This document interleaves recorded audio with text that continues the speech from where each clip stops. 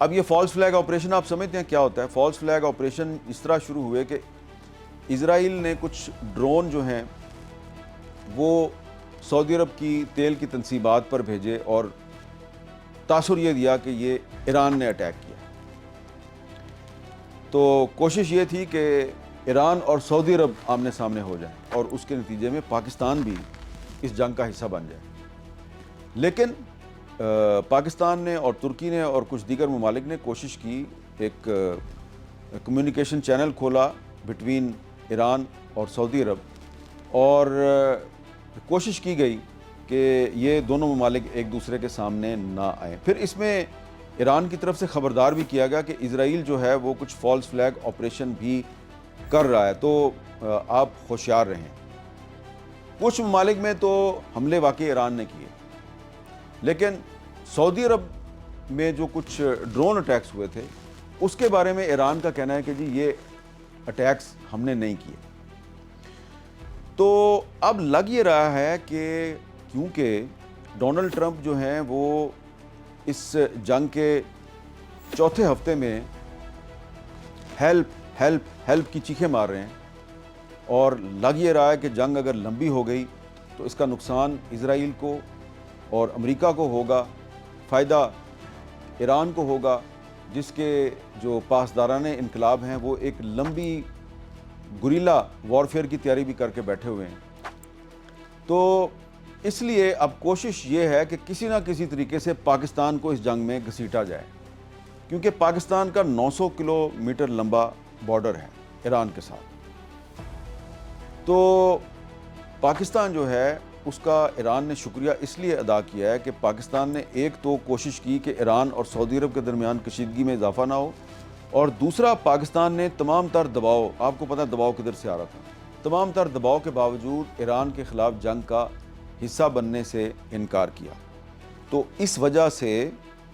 ایران کے جو وزیر خارجہ ہیں عباس اراغچی، انہوں نے پاکستان کا شکریہ ادا کیا ہے۔ میں آپ کو وارننگ دینا چاہتا ہوں،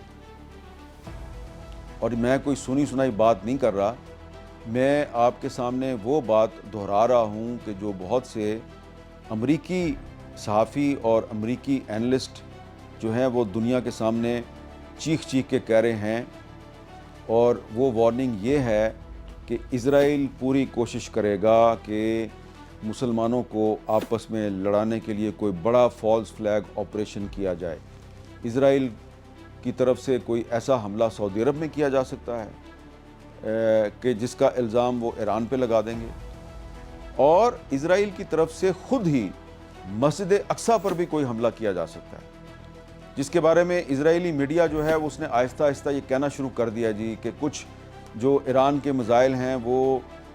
یروشلم میں یعنی بیت المقدس کے آس پاس بھی گر رہے ہیں، اور خدشہ موجود ہے، اور یہ صرف میرا خدشہ نہیں ہے، یہ خدشہ جو ہے یہ پورے مڈل ایسٹ میں اور یورپ میں اور امریکی میڈیا میں جو امریکی صحافی ہیں وہ یہ کہہ رہے ہیں کہ اسرائیل کی طرف سے کوئی ایسا فالس فلیگ آپریشن کیا جا سکتا ہے۔ اسرائیل یہ دعویٰ کرے گا کہ یہ جو مسجد اقصیٰ پر حملہ ہوا ہے یہ ایران نے کیا، اور اس کے بعد کوشش کی جائے گی کہ جو مسلمان ممالک ہیں بشمول پاکستان کے، وہ ایران کے خلاف جنگ کا حصہ بن جائیں۔ تو اس صورتحال میں ایران کو بھی محتاط رہنے کی ضرورت ہے، خبردار رہنے کی ضرورت ہے، سعودی عرب کو بھی محتاط اور خبردار رہنے کی ضرورت ہے، پاکستان کو بھی محتاط اور خبردار رہنے کی ضرورت ہے۔ اپنی آنکھیں کان کھلے رکھیں، اور جو مسلم ممالک نے اس وقت بہت سے غیر ضروری فرنٹ کھولے ہوئے ہیں وہ فرنٹ فوری طور پہ بند کریں، اور یہ جو ایران پر جو اسرائیل کا اور امریکہ کا حملہ ہے اس پہ توجہ دیں۔ کوئی فالس فلیگ آپریشن جو ہے اس کے ذریعے پاکستان کو ایران کے خلاف، سعودی عرب کو ایران کے خلاف استعمال کرنے کی کوشش کی جائے گی۔ میں آخر میں صرف ایک بات کہوں کہ وہ لوگ جو یہ کہتے ہیں جی کہ ایران جو ہے وہ اس کا 1979 کے بعد، انقلاب ایران کے بعد جو پاکستان کے ساتھ جو اس کا ایٹیچیوڈ ہے اس کو آپ سامنے رکھیں، اور ایران کی خاطر جو ہے وہ آپ امریکہ کو ناراض نہ کریں جی. تو یہ ایران کی تو بات ہو ہی نہیں رہی. دیکھیں اب جب کہ برطانیہ اور بہت سے یورپین کنٹریز جو ہیں وہ اس جنگ کا حصہ نہیں بن رہے, تو پھر تو پاکستان پر دباؤ ڈالنے کی ضرورت ہی نہیں پڑتی. تو میں صرف یہ کہوں گا کہ آپ یہ سوچیں کہ وہ اسرائیل جو کہ اس وقت مسجد اقصیٰ پر قابض ہے,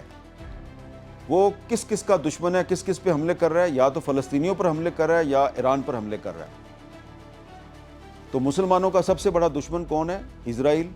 اور اس کا سب سے بڑا اتحادی کون ہے؟ بھارت. تو وہ اسرائیل جو مسجد اقصیٰ پہ قابض ہے, اگر وہ اس وقت ایران پر حملے کر رہا ہے, مسلمانوں کا سب سے بڑا دشمن اسرائیل ایران پر حملے کر رہا ہے, تو ہمیں کس کے ساتھ کھڑے ہونا چاہیے؟ ایران کے ساتھ کھڑے ہونا چاہیے یا اسرائیل اور اس کے سب سے بڑے اتحادی امریکہ کے ساتھ کھڑے ہونا چاہیے؟ یہ سوال ہے, آپ اپنے دل سے پوچھیں اور ساتھ میں یہ بھی سوچیں کہ کیا اب ہم ایک ایسے ٹرمپ کے دباؤ میں آنے کے لیے تیار ہو جائیں جس کی رونت, جس کا تکبر, جس کا غرور اور اس کی فوجی طاقت آبنائے ہرموز میں غرق ہو گئی, ڈوب گئی. Good bye Trump.